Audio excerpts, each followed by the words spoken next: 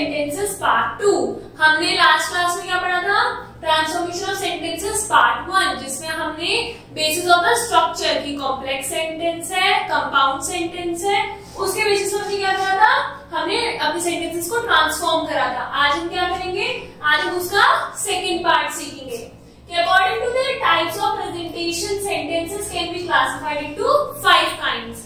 अब on the basis of presentation, मतलब पहला वाला जो किसमें था? On the basis of the structure, उसमें थे हमारे complex and compound sentences। अब क्या है? On the basis of presentation, तो कितने टाइप्स होते हैं? 5 kinds: affirmative, negative, interrogative, imperative and exclamatory sentences. Now let us try to understand how a sentence can be transformed from one kind to another. तो हम कैसे सीखेंगे? With the help of examples. First is Soma is the tallest girl of our group. अब इसमें क्या है? Soma is the tallest, तो मतलब tallest क्या हो गया? Showing the superlative form of the adjective tall. And Soma is taller than any other girl of our team. हम क्या कर रहे हैं? कंपेयर कर रहे हैं सोमा को, तो यहाँ क्या है? taller, तो comparative form of adjective tall. Then no other girl of our group is as tall as Soma. तो यहाँ पे tall क्या यूज हो रहा है? एज अ पॉजिटिव फॉर्म, मतलब कि उसकी standard form. Second sentence, Mrs. Sonam teaches us English grammar. अभी किसमें? एक्टिव वॉइस में, कि जो मिसेस सोनम है वो हमें क्या टीच करती है? English grammar. And we are taught English grammar by Mrs Sonam. ये क्या हो गया? Passive voice. देन पहले में हमने क्या करा? On the basis of their degrees, दूसरे में on the basis of their voice. Now third is she is too weak to sit properly, तो हमने इसमें क्या यूज करा? Adverb too. फिर हमने उस टू को रिमूव कर दिया, तो हमने क्या लगाया? So that she is so weak that she can not sit properly. Then fourth है it's basis of affirmative sentence, negative, interrogative and exclamatory. कौन सा होता है? On the basis of presentation. The pen is expensive, the pen is not cheap, मतलब expensive हो गया तो हो गया सिंपल सेंटेंस। फिर हमने लिखा नॉट चीप, तो ये नॉट आ गया मतलब negative sentence. Is the pen expensive? Question mark. तो interrogative. What an expensive pen! Exclamation mark. Exclamatory sentences. So you can observe that in all the above sentences, different grammatical patterns have been used, while the meaning remaining the same. मतलब इन सभी sentences में, अगर ये पहला sentence है, तो इन सब का मतलब सेम ही है, बट क्या है? हमने बस लिखने का जो तरीका है उसको चेंज कर दिया है। इसको क्या कहते हैं? This is transformation. There are many ways of transformation. We are giving below some common methods that are frequently used. मतलब ट्रांसफॉर्म करने के सेंटेंस को बहुत तरीके होते हैं, यहाँ पे कुछ फ्रीक्वेंटली यूज्ड कॉमन मेथड्स हैं। तो first is interchange of affirmative and negative sentences, कि हम अफर्मेटिव और नेगेटिव सेंटेंसेस को चेंज कर रहे हैं। तो देयर आर सम एग्जांपल्स।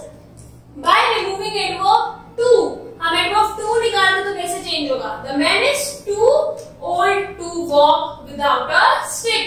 अब इसे हमें नेगेटिव बनाना है और हमें to को भी हमसे हटा देंगे। The man is to हटा दो so old that he cannot, अब यहाँ without stick मतलब आ गया कि वो stick के बिना नहीं चल सकता, तो cannot walk without a stick। तो यह cannot में क्या आ गया? Not, मतलब बन गई ये negative sentence। She is too honest to tell a lie. She is so honest that she will not tell a lie। ये हो गया हमारे negative sentence। तो हमने पहला सीखा कि by removing adverb to।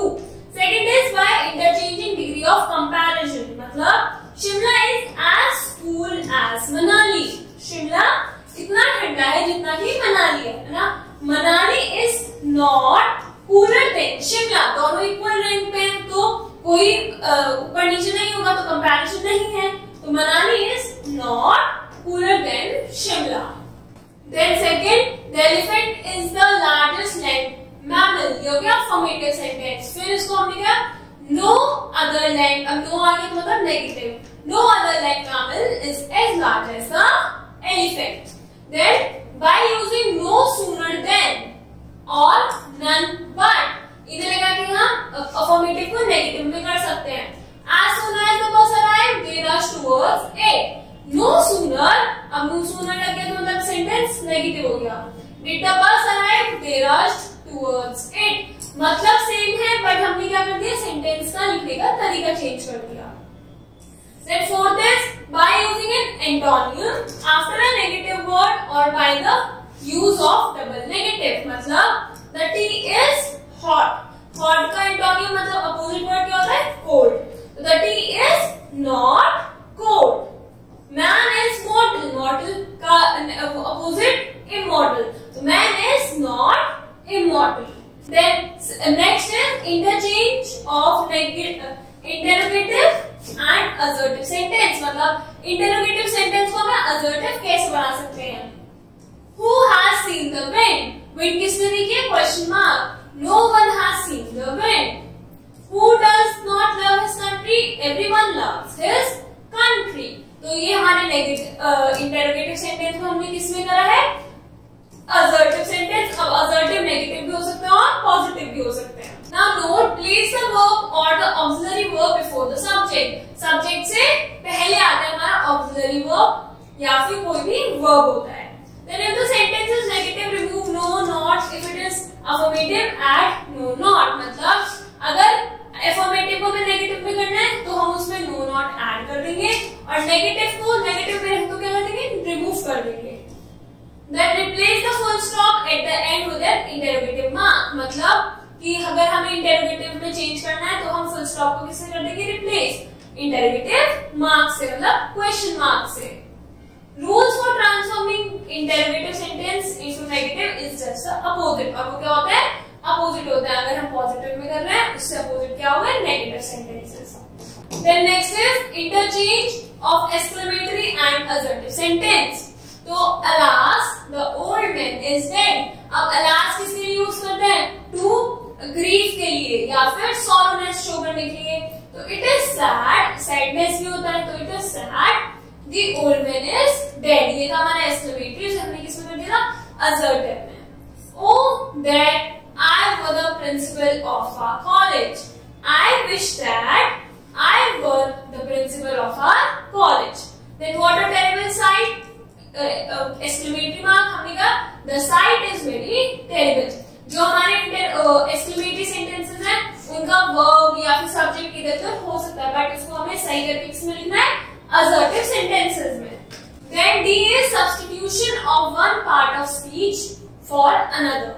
मतलब my father succeeded in business. My father achieved success in business. My father was successful in business. तो यहाँ पे succeed, achieved success and successful मतलब इनका सेम है, बस हमने वर्ड्स को अलग अलग करके लिख दिया है. तो फर्स्ट सेंटेंस में क्या यूज हुआ है, एज अ वर्ब यूज हुआ है succeed. सेकेंड सेंटेंस में noun of the same word has been used, while in the third मतलब ये कहोगे नाउन यूज हो गया. फिर इन द थर्ड कैसे यूज हुआ है, as a adjective. The meaning of all three are same, बस हमने क्या उनकी प्लेस चेंज कर दी है. In the same way, we can transform sentences by removing one part of speech with another. For example, you should be ashamed of your conduct. तो यहाँ पे ashamed क्या शो कर रहा है, adjective. You should feel shame at your conduct. ये क्या हो गया, used as a noun. We should obey our teachers मतलब verb. We should be obedient to our teacher मतलब ये क्या हो गया, ये हो गया adjective. Obedient क्या होता है, quality होती है. You have taken a wise decision. अब यहाँ wise क्या है, as a noun. You have decided wisely. Last line वाला ये क्या है, adverb. So like this you have to complete your exercise. Thank you.